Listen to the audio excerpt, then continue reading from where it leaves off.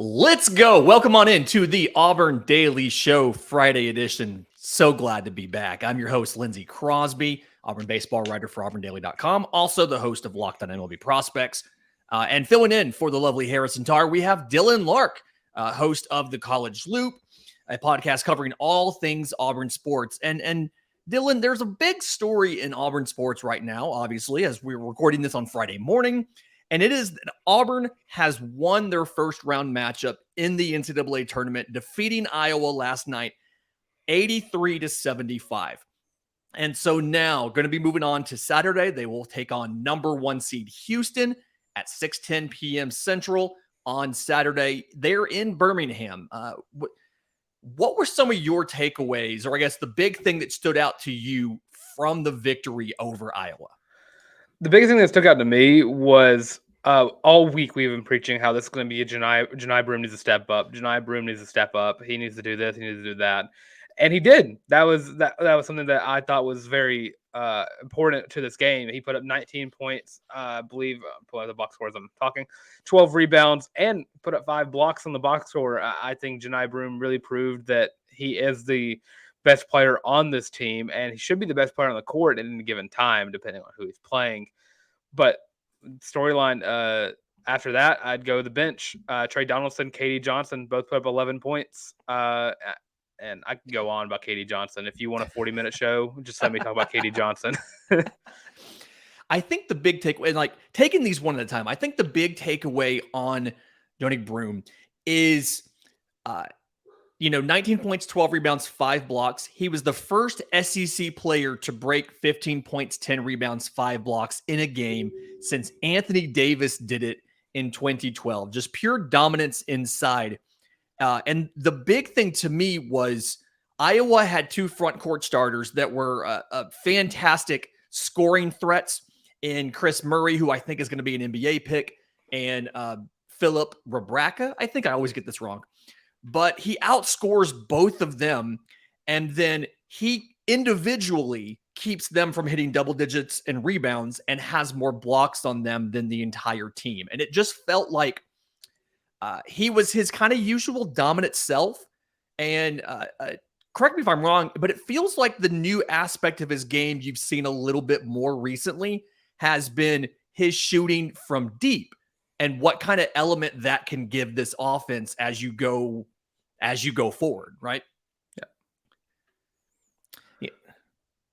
Fun fact about his 3-point shooting ability, he's actually 5'10" in high school, so he played a little bit of guard. So the shooting comes from his ability to play guard if he was able to. But right now at, I believe, 6'10", 6'9", so that's where that shooting comes from him.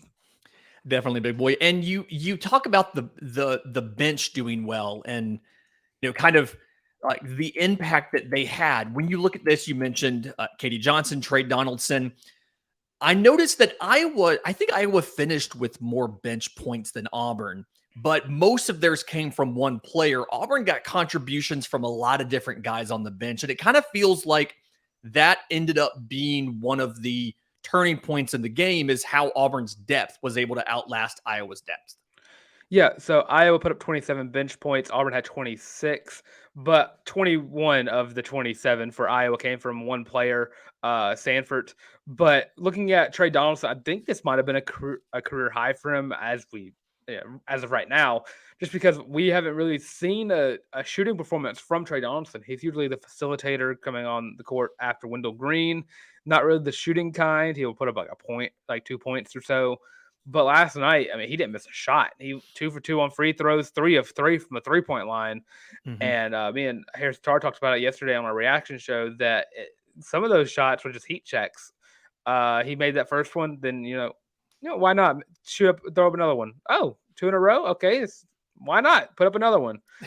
And if you look at the other guard, Katie Johnson, his ability to put his body on the line for this team. I know you don't know what Katie Johnson you're going to get on the court at any given night, but over the past month or so, we've seen probably the best Katie Johnson we've seen in an Auburn uniform, probably best Katie Johnson we've seen in a basketball uniform. Some are saying that he might be the best Katie in basketball. but his ability to jump over people and still just get right back up like a psychopath and stick his tongue out at people wide eye and just play his heart out. That's what gets this team really going. Yeah, and something that I think is a little bit maybe undercounted by Auburn fans, or not necessarily as kind of overlooked, is what Wendell Green was able to do late in the game. He's had some issues this year as far as the final plays and late game situations. But if you look like going down the stretch yesterday, he's got 7 scoring situations and he doesn't miss at all. 2 clutch layups. He has 2 assists and he goes 6 for 6 from the line. And so it's something where, yes, a lot of scrutiny his direction in the last couple of weeks, but it feels like he's also won you some games in the second half, and something where it still feels like the right decision to do late in the game if you need a bucket is to put the ball in Wendell Green's hands, right? Yes. So as we speak right now, Wendell Green has or he still is going to have. He has the most consecutive free throws made in Auburn basketball history with 32 as we speak, and that's probably bound to go up a little bit. I'm going to knock on my desk real quick because it's made of wood. But Wendell Green's ability to drive in. So Iowa's defense has been pretty terrible all throughout the season. But yesterday, their ability to shut down Wendell Green from the arc was pretty crazy. We haven't really seen a SEC team even try to do that. But Wendell Green has this ability to make the three, but he also has a downfall, which is he's very inconsistent at them. But Wendell Green is such a versatile guard. He knows if he's not making a three, he can drive in, and he's small. He's 5'10" and some change, or probably shorter than that. If he's going to drive in, he's going to get fouled, and he knows he can shoot a free throw better than your team can. Like Wendell Green's ability to do that is what makes him such a good guard.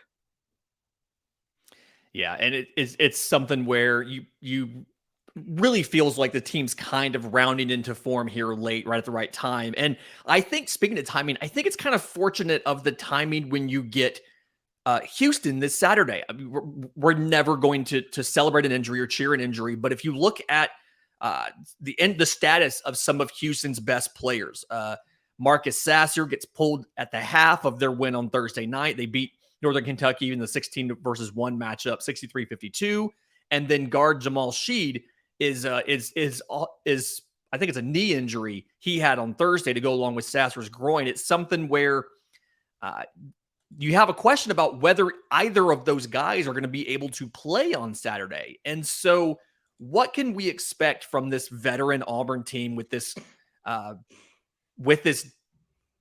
imposing defense as you take on a Houston team possibly missing their top 2 players? So you can expect a lot of probably the same type of defense we played against Iowa.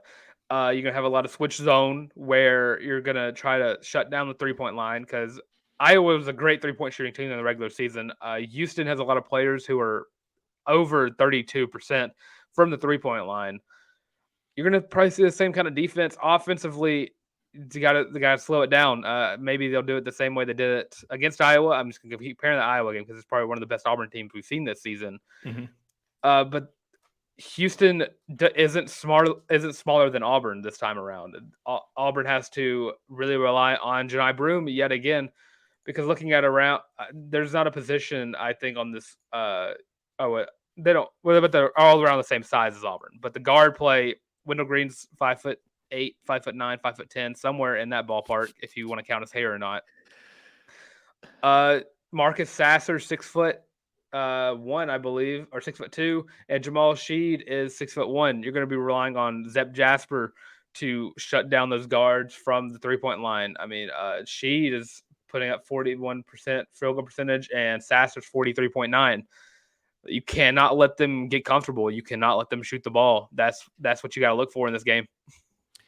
Yeah, and it's going to be an interesting matchup. And if you're watching on Saturday and you want a little bit more, I don't know, like if you don't want to just be anxious because it's Auburn basketball, but you want to have a little skin in the game too, this season Auburn Daily has partnered with Prize Picks to bring some fun and variety to the picks for 2023. It's a free app that lets you choose any 2, 3, 4, 5, or 6 players from any sport in your wagers, predict the over or under on their performance predictions for the next game, and win big prizes if they do well. They have flex options. You can still get paid on if you win 3 of 5, 2 of 3, things like that. And you can even have multiple sports in the same parlay. So go to Prize Picks, use promo code Auburn to get double your first deposit up to $100. It's promo code Auburn for double your first deposit. During the NCAA tournament, win some money with Prize Picks and Auburn Daily and promo code Auburn. All right. Well, we spent a lot of time on the basketball segment. Now to get your expertise, as you will, on Auburn baseball, which actually starts playing today. I got the time just escaped me, but I'm sure 4 you know. p.m. They moved the game up from 6 p.m. to 4 p.m. in Arkansas because it's going to be like 40 degrees once the sun goes down in Fayetteville. So game's been moved up a little bit earlier today. But the good news is tomorrow's game, being at 2 o'clock, should finish in plenty of time to turn on the NCAA tournament. It's a perfect segue. And you can't forget SEC championships and gymnastics is also going to be going on Saturday. It's a busy day on Saturday for all you crazy Auburn fans out there who are going to be 3 screens up watching all 3 games. But one of the biggest question marks going into the series is we have not seen Joseph Gonzalez pitch in about 3 weeks at this point. It feels like it's been forever. So what is the status of him right now? He's not listed as a starter this weekend, but what are you hearing?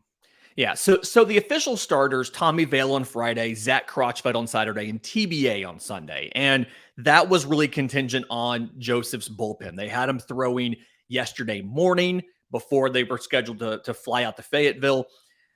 And if he looked good in that bullpen, if they were comfortable, that would have been a second bullpen since they reactivated them from the shoulder injury he was having. If he looked good, then he was a candidate to either get some innings in relief or possibly even start that Sunday game. Now, they've been very close to the vest on how things are going. From what I understand, it went well enough where I think we can expect in some capacity to see Joseph Gonzalez this weekend. And so if he is able to be the Sunday starter, which is, again, what they're kind of working towards and what they're hoping, you're in a situation where you've got lefty Tommy Vale on Friday, veteran, very much the sinker slider pitch to contact kind of guy, has given up a grand total of 0 earned runs this entire season. You've got Zach Crotchfeld on Saturday, the true freshman that can just blow it past you. He's got the swing and miss stuff. He can run the fastball up to 95 or so. Very, very effective fastball guy. And then you've got another sinker slider look in Joseph Gonzalez on Sunday, your most efficient starter when he's on, who can just get ground ball after ground ball after ground ball. And that's something you're going to need because this is an Arkansas team offensively that averages over 300 batting average all the way through the lineup. Like the lineup is averaging 310, 425, 566, and they've got 34 home runs as a team. So you definitely need to get to that next plane of softer contact and not allowing that hard contact. And I think that's why it's crucial to get Joseph Gonzalez back for game 3. Yes, I guess my next question, I'm going to keep with the pitching staff. Can Tommy Vale and Crotchfeld and possible not Gonzo, if he's not able to play or if he's just going to be a closer for a couple games, how can they stop this Arkansas offense with the injuries and whatnot in the outfield? So a big part of this for Auburn is going to be, like, one, they've already cut down on the walks. They had an issue early in the year with free passes, and Butch Thompson's kind of been taking this step at a time. The first step was cut down on the walks. They got that down to 1 free pass in 12 innings against Georgia Tech on Tuesday. So I asked Butch Thompson about this, and he said the next step is we're still allowing hard contact. And so we need to get to that next level of take the sting out of the swing, get them, instead of letting them square a ball up, get them to roll over it, put it on the ground. And from there, we need to get into the swing and miss kind of stuff. And Auburn still got some of that swing and miss stuff in the back end of the bullpen. You look at a Chase Alsop with the velocity hitting 97 or so. You look at a John Armstrong with that, incredibly stupid Frisbee slider that he has. But those earlier guys, it's very much you're glad that you're not walking guys. And rather than trying to work to find the zone, they're just trying to work to maybe be a little more precise where in the zone you leave it so that you can avoid the hard contact. You saw at one point in time, Georgia Tech has 5 consecutive doubles on Tuesday night. But it's very much going to be limit the damage, because this Auburn team has been known for years, and especially last season and this season, they can come from behind and win. This offense can continues to fight and can generate runs at almost any given time. And so keep the game within a couple runs. Don't let Arkansas get way out in front. Give the offense a chance to battle back and stay in the fight. That's the big thing Butch Thompson said. Stay in the fight. And I'm confident if the pitching staff can hold Arkansas to a reasonable run total, the offense will have the time to catch back up. Yeah, you bring up Auburn's offense ability to get back into games. If you were one of those sickos who watched the Georgia Tech game where it went, I was there in the press box in all 45 degrees of it. So yes, 12 innings, 4 hours and 22 minutes is how long that game was. 47 hits, I think, between the two teams in the game. Yeah, I was watching it on my computer right here while I was playing a video game, because I was like, I'm just gonna wait for this game to end. Insane game. But go back to injuries. Bobby Peters, Chris Stanfield, McMurray, Cole Foster all dealing with injuries. What is their status going into this weekend? Okay, so starting from the top, I think Chris Stanfield is cleared to play. He left that Georgia Tech game in the 6th inning after he collided with the wall trying to make a catch in the outfield. Ended up being more precautionary than anything. He felt some kind of lower leg tightness, and so went to the trainer. The trainer pulled him. So he is good to go for this weekend. Cole Foster is kind of a game time decision. He has, he strained something in the abdominal area, making the final out of the game last weekend. And he's cleared all of the hitting stuff. Whenever you talk about hitting, there's a lot of twisting, a lot of core action. He's cleared all of that. He just needs to be able to get through infield drills, do the defensive work. And so he's a true kind of game time decision. They won't know until tonight in pregame warmups how he's feeling. Bobby Pierce with the hamstring, he's still a couple weeks away. It's something where hamstrings are so finicky, and every time they think he's just about ready, it gets a little tight on him again. They can't quite get it loose. He can't quite. The issue with something like a hamstring and playing the outfield like he does is sometimes you'll be standing there not doing anything for 10 minutes, and then you have to hit full speed. And it's not quite there yet. Cooper McMurray's high ankle sprain. He is probably the farthest away from being back in action. Still has a lot of discoloration to it. Can't quite put weight on that side and on it yet. He's taking swings, but it's all upper body. It's not really a lot of lower body. Can't get the full chain into there. And so he's the farthest away. In the meantime, Cooper McMurray being out and some of these injuries have meant that we've got to see Ike Irish at first base. So not only does he lead the team now offensively as far as batting average, on base percentage, but also he's playing an okay first base. You've been able to see Chris Stanfield in the lineup in place of Pierce. And then you're seeing true freshman Gavin Miller get in the lineup at third when Caden Green has to move over to shortstop. So it's been a blessing in disguise. You've been able to get some looks at some of these other guys like a Stanfield, like a Miller, that weren't going to have a ton of playing time early, but you definitely want to have as many options as you can so you can get the best picture and make the best possible lineup, especially facing an Arkansas team that's got a lot of good pitching, and you wouldn't mind having some of these veterans like a Foster back in the game this weekend. Yeah, and looking at all these younger guys who are in the lineup, you have Gavin Miller, who's a freshman, starting at third base in case Cole Foster's not able to go and all that. Who are you looking to step up this weekend? It could be a freshman, could be a pitcher, could be someone in the batting lineup. I really think you're going to see Gavin Miller be a guy that ends up having a bigger role. He only has 10 at-bats on the year, but he's got 4 hits. He scored 3 runs. He hit a double, couple RBIs. He's looked really good in his at-bats. Was kind of iffy the first time he got out there, but he seemed to really kind of settle down. So I'm expecting some big things from him. And then pitching wise, Tanner Bowman is a guy transferred in from junior college, so he's a JUCO bandit. Started the last couple Friday nights, but Tommy Vale now has that spot on Friday night. And he's somebody who is very flexible. It feels like you can call on him in relief. You can have him start. You can have him, you can use him whenever you need to.